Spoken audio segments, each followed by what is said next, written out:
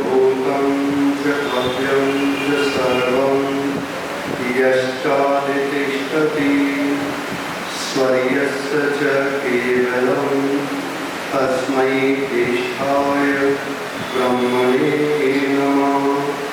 तस्मै ज्येष्ठाय ब्रह्मणे नमः।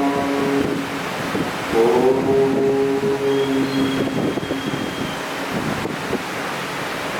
मेरे समक्ष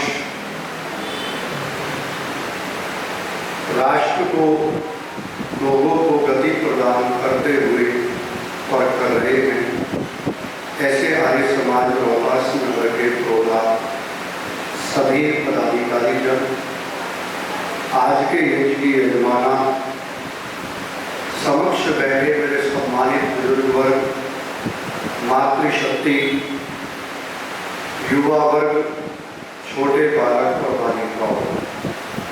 बड़ा सुंदर भजन मुझसे पूर्व चल रहा था कि ऐसी कमाई कर लो जो काम आ सके, और ऐसी कमाई के लिए रोज मैं आपको जोड़ रहा हूँ। एक एक मंत्र के साथ एक एक सूक्त को उठा करके आपको वो कमाई आपको देना मेरा प्रथम कर्तव्य रहा है कि जिस कमाई पर आप ऊपर बैठ सके, ऊपर की ओर बढ़ सके। देखिए, सबसे पहले चिंतन करना पड़ेगा कि धन और वो कमाई कैसी होनी चाहिए। तो वेद बड़े सुंदर शब्दों में कहते हैं कि ऐसी कमाई अगर करनी है तो अपने कमाई रूपी साधन रूपी शरीर को पावन करना पड़ेगा, जब वो कमाई आपको प्राप्त होगी। कौन सी है कमाई? तो देखिए, बड़ा सुंदर सूत्र आता है कि अद्भिर गात्राणि शुद्ध्यति। अद्भिर गात्राणि शुद्ध्यति, अर्थात ये जो गात्राणि माने शरीर है, जिसे गात्र बोला जाता है आम भाषा में, इसको शुद्ध करने का सबसे बड़ा साधन क्या है जी? जल है। क्या है जी? जल है। और आप पढ़े शास्त्रों को, जब मैं योग दर्शन को पढ़ता हूँ, बड़ा सुंदर मेरे ऋषि पतंजलि संकेत करते हैं। और क्या कहते हैं वो? थोड़ा चिंतन करते हुए चलना। वो कहते हैं कि जब तक अपनी इंद्रियों को अपने वश में करके नहीं चलोगे तो आप इस संसार में अच्छी कमाई को, अच्छे वैभव को प्राप्त नहीं हो पाओगे। और फिर उन्होंने संकेत किया कि योगश चित्तवृत्ति निरोधा। कौन सी कमाई आपके लिए बताइए? कि योग के द्वारा, वेद ज्ञान के द्वारा, पवित्र कार्यों के द्वारा जो चित्त की वृत्तियों को रोक करके जो ईश्वर के आशीर्वाद रूपी कमाई को प्राप्त करते हो, ऐसी कमाई तुम्हारे साथ जाती है। देखिए कितनी सुंदर बात उन्होंने कही। तो इसलिए इस शरीर का भी तो शुद्धिकरण होना जरूरी है। तो उसका समाधान क्या है? अद्भिर गात्राणि शुद्ध्यन्ति, कि जल ही इस शरीर के मल को, इस शरीर की दुर्गंध को साफ कर सकता है। फिर दूसरा शब्द आता है, भक्त कहता है कि प्रभु मैंने ये तो जान लिया कि मेरा शरीर जल से शुद्ध हो जाएगा, लेकिन शरीर में बहुत सी चीजें हैं, मन भी है, आत्मा भी है, बुद्धि भी है, वो कैसे शुद्ध होंगे? तो बड़ा सुंदर कहता है शास्त्र कि मनः सत्येन शुद्ध्यति। मन किससे साफ करोगे? बोलो जी, सत्य से साफ हो। जो व्यक्ति सत्य नहीं बोलता, सत्य को नहीं जानता, सत्य के मार्ग पर नहीं चलता, वो कभी भी अपने मन को पवित्र नहीं कर सकता। और सत्य की डेफिनेशन क्या है जी? बोलो, क्या है? जो पदार्थ जैसा है उसको वैसा मानना, वैसा जानना, वैसा पढ़ना, वैसा बताना और वैसा ही धारण करना। और विद्या अविद्या के प्रकरण में जब आप पढ़ोगे तो यजुर्वेद कहता है कि विद्याम च विद्याम च यस्कर वेदो भयं कहा। जहाँ विद्या है वहाँ भय नहीं है, और जहाँ अविद्या है वहाँ भय दौड़ करके आता है। जो ये बाबा लोग हमें धमका देते हैं, डरा देते हैं, आज ऐसा नहीं करोगे तो ऐसा हो जाएगा, आज ऐसा कर लिया तो ऐसा हो जाएगा, ये अविद्या के सूचक हैं।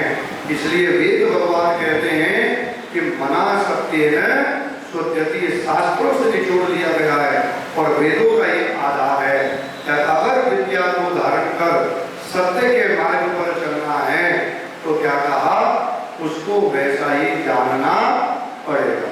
अब रात्रि में यहाँ से निकल करके जाओ और कोई सांप जैसी रस्सी आपको दिखे तो थोड़ी देर के लिए कदम रुक जाते हैं, नहीं रुकते तो डालते। क्यों रुक जाते?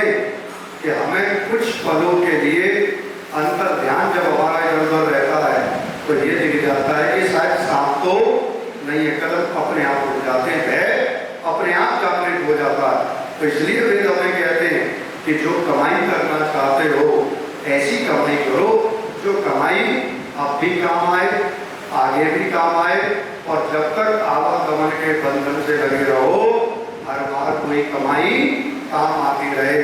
तो वो कमाई के लिए कहा कि शरीर को हम जल से तो शुद्ध कर सकते हैं, लेकिन मन को शुद्ध करने का साधन क्या है? सत्य है। और सत्य को सत्य जान करके ही बोलना चाहिए। और जो ऐसा करता है तो मेरा ऋग्वेद कहता है, देखिए मैं वेद से अलग नहीं जाना चाहता क्योंकि ये विषय आपने ऐसा दिया है और इतना गजब का विषय है, इतना गजब का वेद है कि इसके पारायण करवाते हुए बड़ा आनंद आता है। सैकड़ों बार पारायण करवा चुका हूँ। क्या कहा कि ऋतस्य धितिर भी जनानी हंती, कि जो सत्य का आचरण करता है, सत्य को धारण जो व्यक्ति करता है वो अपने पापों को नष्ट करता है। किसके आधार पर? बोलो जी, सत्य के आधार पर। तो सत्य की कमाई करोगे नहीं करोगे जी? बोलो जी। और कमाई करोगे तो भूमंडल में छा जाओगे, यश कीर्तिवान हो जाओगे।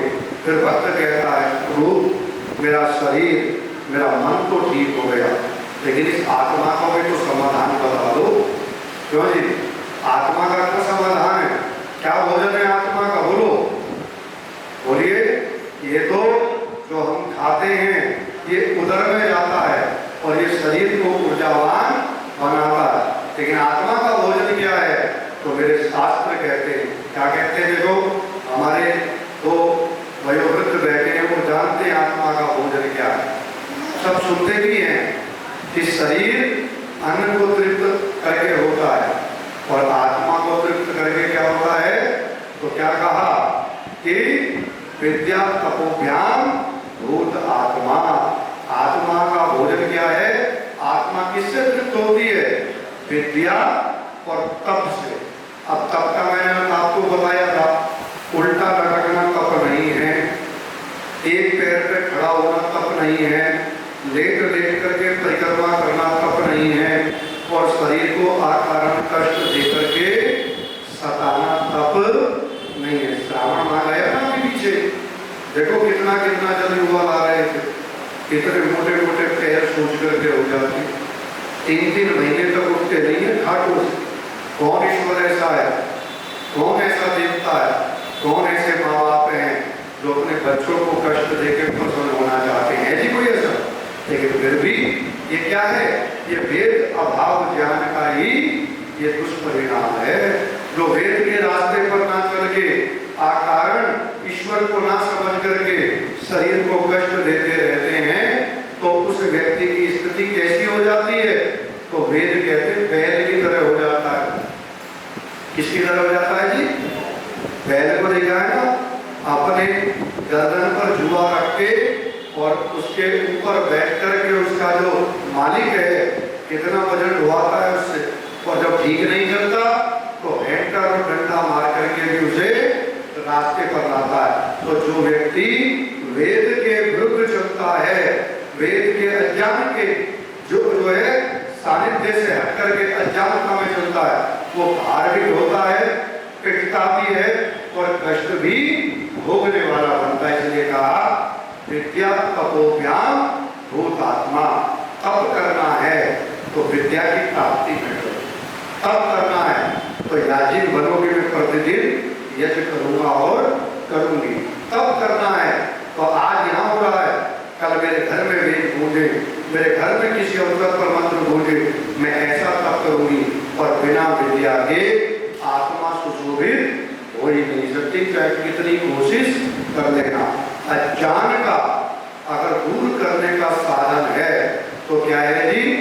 विद्या है, ज्ञान है।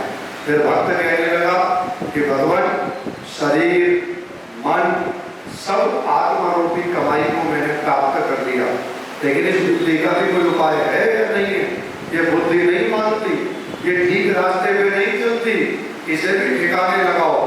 खूब समझाते हैं, लेकिन घूम फिर करके ये चंचल मन के साथ कहाँ पहुंच जाती है? गलत रास्तों की ओर चली जाती है। तो क्या कहता है फिर कि बुद्धिर, शास्त्र कहते हैं बुद्धिर जाने में शुद्धि। बुद्धि को अगर ठीक करना है तो उसका माध्यम क्या है जी? बोलो, ज्ञान। और वेद जिसकी आहुति दे रहे हो, ऋग्वेद का सब्जेक्ट क्या है जी? उसका ज्ञान ही विषय है। और जहाँ ज्ञान होगा वहाँ अज्ञान अंधविश्वास अपने आप किनारे लगता चला जाएगा। तो ये थोड़ा सा कमाई का साधन है। और मेरा वेद कहता है अगस्त्वम अघकृते, जो पाप करते हैं, पाप रूप में लीन रहते हैं, जो पाप कर्मों में सने रहते हैं, वो व्यक्ति कभी भी पवित्र कमाई करके संसार से नहीं जाते। वो दुख भोगते, कष्ट भोगते, और वो बीमार रह करके, क्षीणहीन रह करके, वो दीनहीन हो करके वो क्या होते हैं? दुख के प्रतिभागी बनते चले जाते। इसलिए इस शरीर की रूपी कमाई को, इस मन रूपी कमाई को, इस आत्म रूपी कमाई को, बुद्धि रूपी कमाई को ठीक करना चाहते हो तो इसका एक ही साधन है, सत्यता, ज्ञान, तप, विद्या और शुभ गुणों की ओर अपने जीवन को लेकर के चलना। और माता और बहनों, अदपुरुषों, जिस दिन ये पवित्र कमाई आपके साथ जाएगी उस दिन जीवन निर्मल होता चला जाएगा। और वेद कहते हैं कि मां पुण्या पवित्रम लक्ष्मी रम्यन्ते, मेरे घर में पवित्र और पुण्य लक्ष्मी आए। कोई अपुण्यात्मक धन, कोई कमाई, कोई दुष्कर्म, कोई दोष घर के अंदर ना आवे। और जिस दिन ये कमाई लेके चलोगे, जन्मदिन सार्थक हो जाएगा, ये जीवन सार्थक हो जाएगा, आपका आना सार्थक हो जाएगा, आपका बैठना सार्थक हो जाएगा, और आपका आहुत होना भी सार्थक हो जाएगा। इसलिए कहा कवि ने कि जब तक जान है बढ़ते हुए आगे चलते हुए चलो, और जो आगे चलते हैं विजय उन्हीं के कर्मों में होती है। घोड़े की नाल लगाने से प्रगति नहीं होती, घोड़ों का चित्र उत्तर दिशा की तरफ मुंह करने से प्रगति नहीं होती, घोड़े की तरफ दौड़ना पड़ता है। घोड़े की तरफ कदमों में शक्ति पैदा करनी पड़ती है। जब आप चलते हो उसे गति कहते हैं, गति से आप चल सकते हो, लेकिन आचरण से प्रगति को प्राप्त हो सकते हो।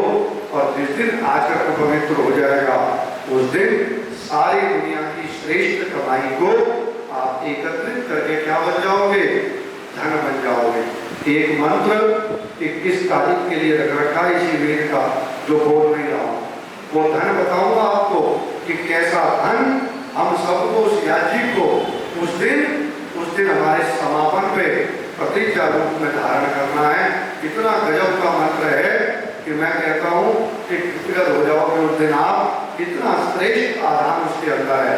तो आप सब संकल्प लेकर के उठे कि ऐसी कमाई कर लो जो संग जा सके। ये वही कमाई है।